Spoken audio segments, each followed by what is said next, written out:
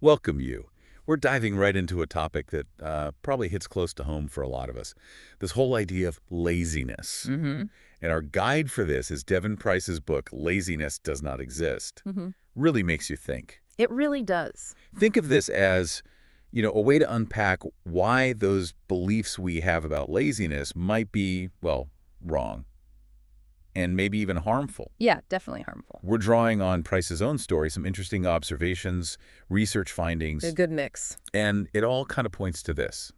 What looks like laziness. Often it's something else entirely, like exhaustion or stress or, barriers you can't even see. Exactly. And we're also going to look at how this cultural obsession with productivity it can actually backfire, right? It's amazing how deep this laziness idea runs. It really shapes how we see ourselves and how we judge others, too. This deep dive is about getting past that surface stuff. Okay, so let's start with Price's own experience. They talk about being seen as, like, super productive, always getting things done. Right, the reliable one. But behind that, things were pretty rough. They mentioned spending hours just feeling completely drained, too tired to even enjoy simple things. Yeah, that feeling of just being empty. And the frustrating part, they sort of resented always saying yes, but felt this, like, compulsion to overcommit anyway. Oh, that cycle. It's exhausting just hearing about it. Totally. Taking on too much, dragging yourself through it, and then feeling guilty and lazy because you're absolutely wiped out. Sound familiar at all? Oh, absolutely. And Price highlights that guilt, right? The guilt you feel when you do rest because you're not being productive. Exactly. And that guilt just fuels more overwork. It's unsustainable. Yeah. And that temporary rush, crossing things off the list, getting praise. Wow, that was fast. Email reply, Price mentions. Right. It becomes almost addictive, but it just leads to burnout, feeling depressed, getting sick. It really makes you question where this whole laziness thing even comes from. Price looks back at childhood, noticing how kids struggling in school, they just got labeled lazy, quick. Yeah, no digging deeper, just a label. And once you had that label, Yeah. well, Price says you were much likelier to get yelled at than verdant. Helped. Oof. If a kid was lazy, there was no fixing it. That's harsh. It just assumes it's their fault. It really is. Yeah. And think about the long-term damage of that kind of labeling on a kid. For sure. It kills self-esteem, makes them afraid to ask for help. It's blame, not understanding. So upsetting. And to show how bad this pressure can get, Price tells the story of Matt. Ah, Max. Yeah. Incredible work ethic, right? Juggling this demanding job, zero time for herself. Even trying to schedule massages didn't help the underlying, lack of joy. Yeah, the stress was too deep. And then her health just tanks. Yeah. Seriously inflamed gallbladder. But she was too scared of her manager's reaction The guilt trip she to expected. take any time off. By the time she got to the hospital, the gallbladder was necrotic. Dead, basically. Unbelievable. The surgeon was floored she hadn't come sooner, told her straight up, take sick days, something her job actively discouraged. Max's story is. Mm. Wow, it's alarming. It shows how deeply ingrained this work above all else thing is, even above basic health. Yeah. And the manager's reaction, questioning her absence instead of showing concern, that says everything about that workplace culture. Totally. It's the laziness lie in action. Rest equals weakness. It's not just an anecdote, it's a warning. This isn't dedication, it's distorted. It really is infuriating. Yeah. And it highlights Price's own turning point. After years of pushing, they got hit with this debilitating illness. Doctors couldn't figure it out. Right. The solution, unbelievably, just rest. Real guilt-free rest, no pressure to be productive. Which sounds simple, but Price found it excruciating at first. Yeah, doing nothing. Had to miss meetings, forced themselves to relax. Their body just gave out. And that period, those 2 months of just existing, that was the cure. Exactly. No more juggling illness and work. No more apologizing for being lazy. It really drives home that point that sometimes resting is the most productive thing you can do. Our bodies need it. Our minds need it. Ignoring that just leads to breakdown. Which brings us to this key idea, unseen barriers. Right. Price argues that the people we might quickly label as not trying, often they're dealing with stuff we know nothing about. Absolutely. Mental health struggles, work stress. Ironically, sometimes looking lazy is because you're overworked. Exactly. Or huge caregiving demands, stuff that's invisible. And that story about the student, oh man, parent dying, home destroyed, daughter in the hospital, It's devastating. and still feeling intense guilt about missed assignments, carrying proof around because they were scared of being called a faker. Wow, that fear runs deep, doesn't it? The fear of being seen as It lazy. really does. And it's striking how society just doesn't factor in these complex realities. Rare. We focus on the output, not the effort or the obstacles. Which just feeds the laziness lie. Right.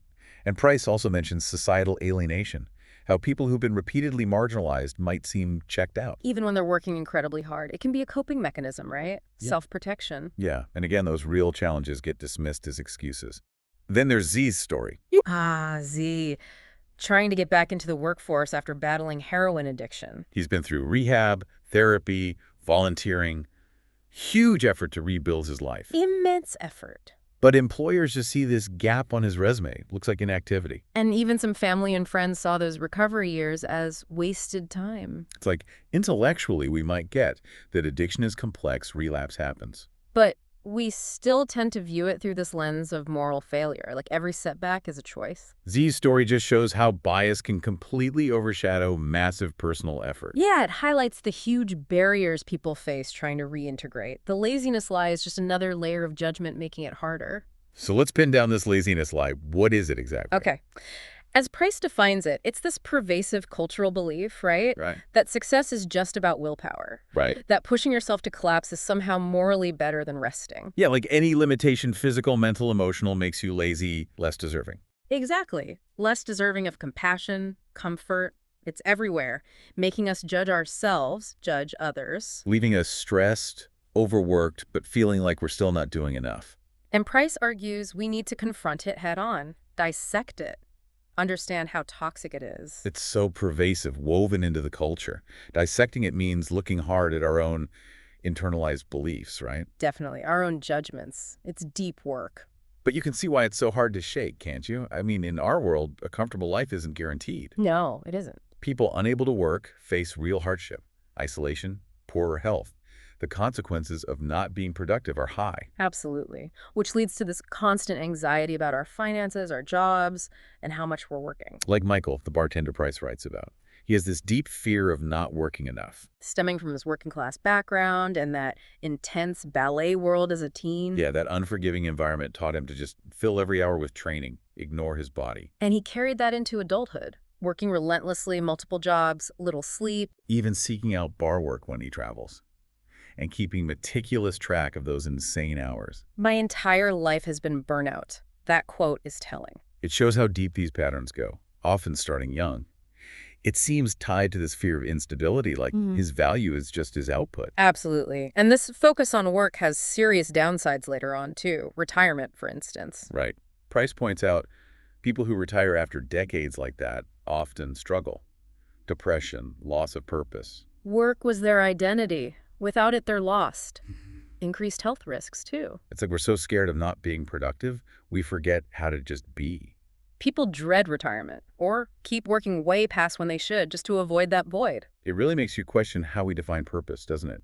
Can we find value outside of work? And sadly, for many, it's not just fear of inactivity, it's survival. Yeah, people have to sacrifice health, sleep, exercise, social life, just to earn enough. Price notes the pandemic actually reinforced Michael's belief that overwork was smart, gave him a cushion. It's a harsh truth. Economic vulnerability leaves people with no real choice sometimes. Which highlights the systemic issues feeding the laziness lie. For people in precarious situations, it's not just culture, it's survival. We have to consider that context. And it's not just financial survival, it's tied to self-worth too, like Price's mother. Oh, right, the hip injury that wouldn't heal. But she kept going to her dental hygienist job, making it worse. Postponing retirement, even though she was in pain, dreaded work. Because being a hygienist for 40-plus years was her identity, who she was. Retirement only happened when her body completely gave out. An emergency decision. It shows how the lie gets tangled up with identity. Stopping work felt like losing herself, even at great physical cost. It's like our culture is obsessed with a strong individualist, as Price calls it. Yeah, think about movies, The Matrix, Star Wars, Harry Potter. The chosen ones, right. Oh. Making huge sacrifices, struggling alone to save the day. Even with friends, the final victory is usually solitary suffering, massive effort. They have this unique ability, and basically no choice but to use it relentlessly for others. It sends this message. Your talents aren't yours, they're for everyone else. If you don't give everything, without complaint, you're not heroic. Not good. That analysis is so sharp. It shows how the lie isn't just individual beliefs, it's reinforced by our stories. These narratives subtly push self-sacrifice as the top virtue. Rest or self-care looks like shirking your duty. And don't forget social media. Oh, yeah. Influencers, YouTubers. Price calls them major propagators of the lie. I was talking about how hard they worked, the sacrifices they made. Wealth is always put down to sheer effort, rarely luck or privilege. Right, like Ricky Thompson's first merch item. A t-shirt saying book and busy. That constant need to be busy, it's relentless. And it's such a selective portrayal of effort, isn't it? Hard work matters, sure, but they often hide privilege, connections, just plain luck. By hammering busyness as the key, they perpetuate the lie and make their audience feel inadequate. And it's not just online. Price points to standard academic settings, too. How they can unintentionally send the message. If you're struggling, you're not good enough, not working hard enough, lazy. Right. At Loyola, where Price teaches, many students are working adults who left college earlier due to life stuff, pregnancy, illness, family care. And so many internalize this idea that it was their fault, they were just too lazy the first time. It shows how institutions can reinforce the lie. Labeling struggling students ignores their reality, leads to shame, self-blame. Which just hinders them more. Price shares more stories, too. Maura feeling like she'd accomplished nothing despite a full life because professors said she wasn't applying herself. Even while she was juggling tons of responsibility, failed a course due to a work emergency. And Michael, the artist, super busy, passionate about his art, but still feeling that internal pressure, that fear of laziness. That gap between external appearance and internal reality is huge. It underscores how the lie distorts perception. What looks like lack of effort might be exhaustion, overwhelm, or just different priorities. Then there's Julie and Rich, both working full-time, stressed, raising a daughter, running a company. Until Rich had a severe mental health crisis. That was the wake-up call for Julie, realizing their pace was totally unsustainable. They had to make drastic changes, right? Move somewhere cheaper so Julie could stay home, prioritize rest and well-being. It often takes a crisis to make us confront how unsustainable our busy lives are. Their story highlights needing to recognize limits, make changes, even if it means challenging those societal norms about work. But yeah, sadly, it often takes a major event. Okay. Price also digs into those common ways we label people lazy, right? Like people who seem depressed or procrastinate or just seem apathetic. Yeah, and it's important to unpack those. With depression, it's not lack of ambition. Depression impairs cognitive functions needed to plan and do things. Simple stuff feels overwhelming. Right, and procrastination, often seen as pure laziness. But frequently, it's rooted in anxiety, confusion, like being paralyzed by a dream job application, fearing mistakes, or not being good enough. Makes sense. And apparent apathy. Price suggests that can be a protective shield for people who've faced repeated alienation or marginalization. That's such a crucial reframe. Looking at underlying causes instead of just slapping on the lazy label allows for more empathy, more effective support. Definitely. And here's another key reframe from Price. That urge to do lazy things. Maybe it's a warning sign. Like your body and mind saying, hey, you've done enough, time for rest. We're not machines. We need time for reflection, planning, creative incubation. Ignoring that impulse to recharge just because you fear looking lazy can have serious negative consequences, health-wise, mentally. It's a total shift in perspective. Need for rest isn't weakness, it's essential for functioning. So allowing those lazy behaviors can actually be vital self-care necessary for sustainable productivity and well-being. Price uses that great Mad Men analogy. Don Draper telling Peggy, struggling with a slogan. Just think about it deeply and then forget it. An idea will jump up in your face. Creative incubation. Exactly. And Price shares their own story. Frazzled grad student, forcing a dissertation topic, getting nowhere. Then takes a few days off for their birthday. And boom, the perfect idea just appears. So laziness or downtime can actually help solve problems, spark ideas. It shows how creativity works sometimes. Not by forcing it, but by letting the mind wander during rest, making unexpected connections. And remember Max, with the gallbladder. Yeah. It was during her forced bed rest, watching horror movies, that she got the clarity to make huge life changes. That lazy time gave her the insight she needed for a more sustainable life. And when you feel overwhelmed, the instinct is to just grind harder, right? Totally. But Price points to research. Yeah. Sometimes it's better to pause, be lazy, see what bubbles up. Slowing down gives clarity on what you can actually let go of. When laziness isn't the enemy, you can feel good about choosing well-being. It lets you reevaluate priorities. Stepping away from the demands gives you space to see what really matters. August's story is insightful too, realizing they lived in constant hypervigilance, always saying yes. Losing touch with their own needs. But intentionally adding laziness helped them build healthier boundaries at work. And Price talks about the healing power of non-productive things like journaling, meditation. Yeah, research backed that up. Big positive impacts, physical and mental. August Stockwell uses meditation weekly to calm down, get clarity on priorities. Which empowers them to say no to extra stuff. It's a reminder they can slow down, appreciate silence, be present. Dr. Annette Teller's research on workplace dynamics fits right in here too. The industrial organizational psychologist, right? Yeah. Her work shows how the typical workday expects constant high-level output for 8+ hours, which is just unrealistic for humans. And micromanagement. Often driven by that fear, employees will slack off. It actually makes people more irritable, less motivated, less productive, and the pressure to be always available via digital tools just fuels burnout. Her research really shows the disconnect between traditional work structures and how we actually function best. And historically, the fight for shorter workdays during the Industrial Revolution was intense. Workers risked a lot for basic things like lunch breaks, less brutal hours. Eventually leading to the 40-hour week becoming the norm. But Price asks, is that even relevant now, with so much mental, complex work? And the gig economy blurring lines even more.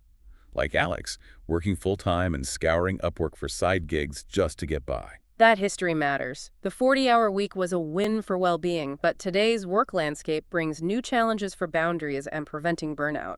It's almost funny, but Henry Ford found cutting hours actually increased productivity. And tons of research since confirms it. Working past 40 hours gives diminishing returns. Past 55, productivity pretty much flatlines. Plus, longer weeks linked to more absenteeism, which Towler's research flags as a sign of stress and burnout. And it's not just willpower. Our attention spans are limited, maybe 20 minutes max. Distractions make it worse. Even in labs, attention fluctuates constantly. Exhausted people also think more biasedly, focus on negatives, make unfair judgments, quality of work drops. And the long-term burnout effects.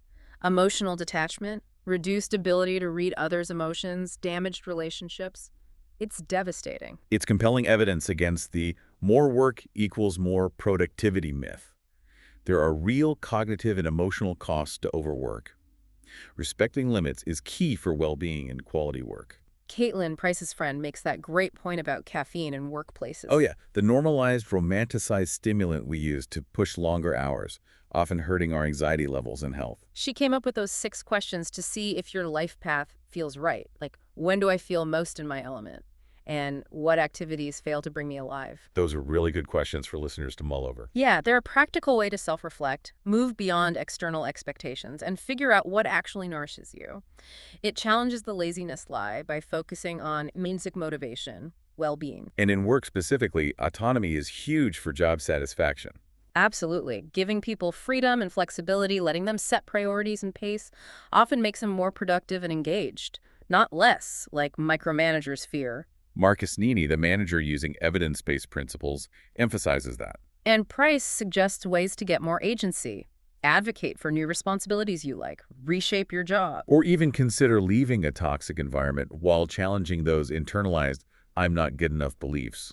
Sometimes organizing with coworkers is the way to push for change. Even Price had to rethink their own priorities, realizing writing the book was more important long-term than instant email replies. These are concrete steps for reclaiming control at work. Advocating for autonomy, challenging the status quo, maybe making hard choices. Crucial for breaking free from the lie professionally. It's interesting how Price critiques Leslie Knope from Parks and Rec. Yeah, often seen as hardworking, progressive, successful. But Price sees her as almost embodying the laziness lie. Achieving stuff by ignoring her body's needs, steamrolling boundaries. The show even kind of mocks her husband Ben's less productive hobbies when he's unemployed. The narrative seems to imply that constant work and achievement is just inherently better than a more balanced life, a belief many of us still hold. That analysis shows how deep the lie is in media. Even seemingly admirable ambition can reinforce unhealthy ideas about work-life balance and the value of non-productive stuff. And that relentless achievement focus can turn toxic, right? Makes us competitive, neglect relationships, feel threatened by others' success. And the digital age just pours fuel on that fire, tracking, comparing everything. Even hobbies become another performance metric, like Taylor learning to code on Code Academy. Replacing one compulsive online thing with another, still driven by external rewards like Or badges. Duolingo guilt-tripping you about your language streak. Fitness trackers, social media, all designed for constant engagement, making us feel inadequate if we don't measure up. The gamification of life highlights that obsession with external validation, quantifiable achievement. Leisure becomes another chance for comparison and self-judgment, digging the lie in deeper. But Price offers an antidote. Savoring. Yeah, intentionally enjoying positive experiences. In the moment, anticipating them, reminiscing about them. Soaking in the good stuff instead of distracting ourselves or finding fault. It can slow down time, make happy moments feel more intense, last longer. It's a skill you can develop, like playing an instrument.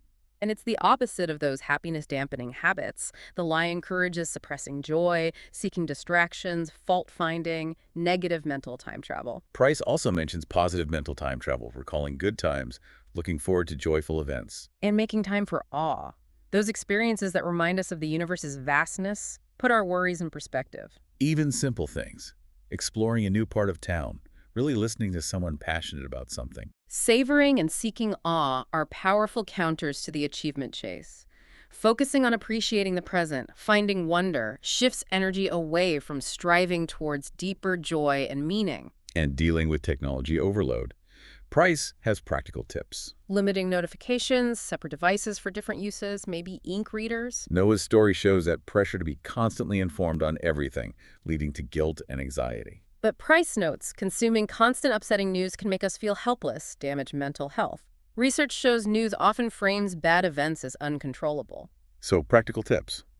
Filter mute distressing content, block problematic accounts, limit deep dives to fewer issues, resist comment section drama. The goal is mindful consumption, moving beyond surface-level stuff through elaboration, breaking things down, questioning, connecting, evaluating. And maybe having real-time conversations about disagreements instead of endless online fights. Much more effective for de-escalation, understanding. We don't have to weigh in on everything, listen, think, then maybe react. Focus energy where we can actually make a difference. These are great strategies for navigating the info age without getting overwhelmed. Being intentional protects well-being and makes us more effective where we do focus.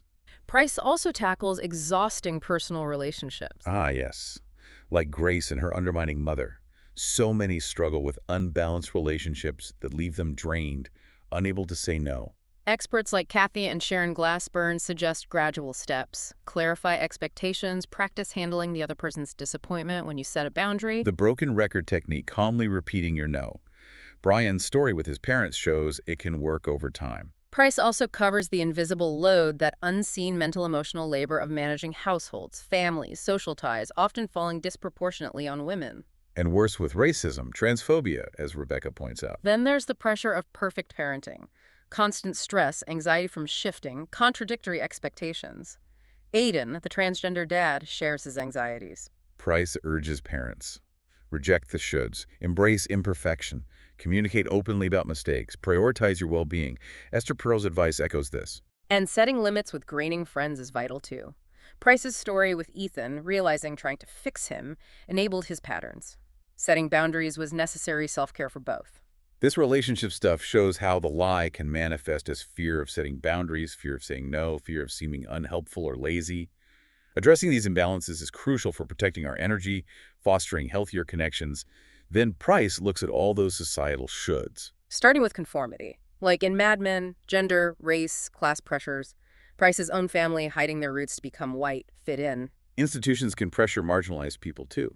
Nonprofits, schools, pushing narrow ideas of professionalism.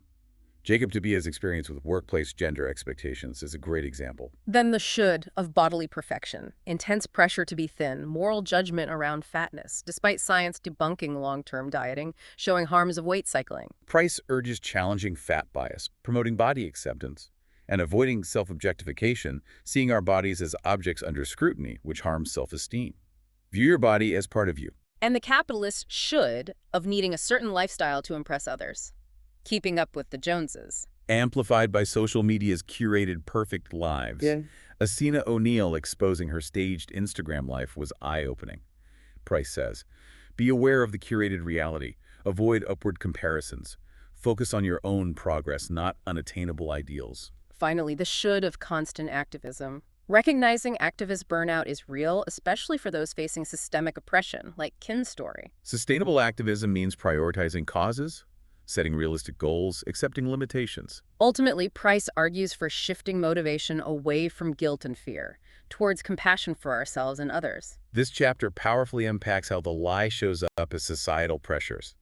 Examining these shoulds, identity, body, lifestyle, activism helps us see which demands align with our values and well-being. And unlearning the lie. It's a lifelong project, Price admits. Even they struggle with judgmental thoughts. But the key is curiosity and compassion, right? When those thoughts pop up, asking why with kindness, not shame. Price's vaping example shows how that leads to more sustainable change. Right. And Price critiques that misinterpretation of the Edmund Burke quote, "The only thing necessary for the triumph of evil is for good men to do nothing." How it's used out of context to justify harmful actions by equating inaction with condoning evil. Price gives a checklist of signs you might still believe the lie, encouraging self-reflection. And the true sign of progress.